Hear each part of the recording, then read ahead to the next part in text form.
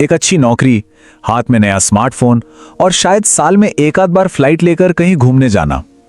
आजकल भारत में middle class की सक्सेस को कुछ इसी तरह देखा जाता है ना? पर सवाल यह है कि क्या इस चमक दमक के पीछे कोई ऐसा फाइनेंशियल स्ट्रेस है जिसके बारे में कोई बात नहीं कर रहा? आज हम इसी खामोश आर्थिक दबाव की गहराई में उतरेंगे। कभी ऐसा महसूस हुआ है कि सैलरी तो अच्छी है, पर महीना खत्म होने से पहले ही जेब खाली होने लगती है। ईएमआई पर नया फोन तो आ जाता है, लेकिन सेविंग्स अकाउंट का बैलेंस वहीं का वहीं अटका रहता है। यकीन मानिए, ये सिर्फ एक इंसान की कहानी नहीं है, ये आज लाखों लोगों की सच्चाई बन चुकी है।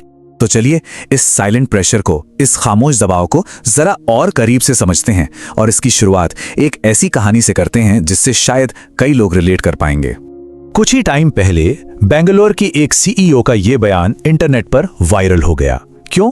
क्योंकि इसने उस कड़वी सच्चाई पर उंगली रख दी जिसे भारत का मिडिल क्लास सालों से महसूस तो कर रहा था, पर शायद कह नहीं पा रहा था। बस इस एक लाइन ने उस बहस को छेड़ दिया जिसकी जरूरत शायद बहुत पहले से थी। और देखिए, ये सिर्फ एक फीलिंग या एहसास की बात नहीं रह गई है। एक अच्छी लाइफस्टाइल को मेंटेन करने की कीमत अब असली समझौतों से चुकाई जा रही है। लोग अपनी सेविंग्स को टाल रहे हैं और तो और जरूरत पड़ने पर डॉक्टर के पास जाने से भी बच रहे हैं क्योंकि जेब इजाजत नहीं देती। तो ठीक है, अब तक हमने पर्सनल एक्सपीरियंस की बात की। अब जरा उन आंकड़ों पर नजर डालते हैं जो इस पूरी कहानी को और भी पक्का करते हैं। और मैं पहले ही बता दूं, ये नंबर सच में चौंकाने वाले हैं। इस नंबर को देखिए। पिछले 10 सालों में वो लोग जो 5 लाख से 1 करोड़ सालाना कमाते हैं, यानी कि मिडिल क्लास का एक बहुत बड़ा हिस्सा, उनकी सैलरी में एवरेज सालाना बढ़ोतरी पता है कितनी हुई है? सिर्फ 0.4%। जी हां, 0.4%। मतलब ये ग्रोथ तो लगभग ना के बराबर है। और अब सिक्के का दूसरा पहलू देखिए। इन्हीं 10 सालों में खाने पीने की बेसिक चीजों की कीमतें 80% तक बढ़ गई हैं। जरा सोचिए इस गैप को। एक तरफ सैलरी रुकी हुई है और दूसरी तरफ महंगाई किसी रॉकेट की तरह ऊपर भाग रही है। अब इस तस्वीर को देखिए जरा।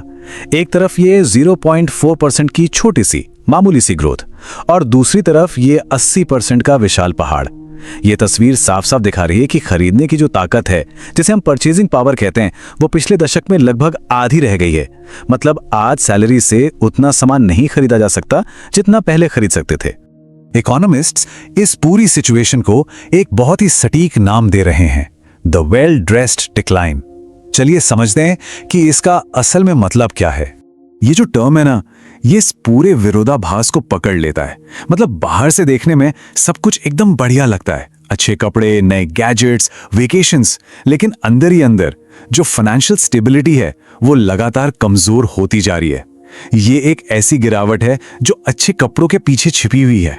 तो ये सब हमें एक बहुत बड़े और जरूरी सवाल पर लाके खड़ा कर देता है। क्या भारत के मिडिल क्लास का वो सपना, एक बेहतर जिंदगी और आर्थिक सुरक्षा का सपना, अब सिर्फ एक दिखावा बनकर रह गया है? ये एक ऐसा सवाल है जिसका जवाब भारत के आने वाले कल की दिशा तय करेगा।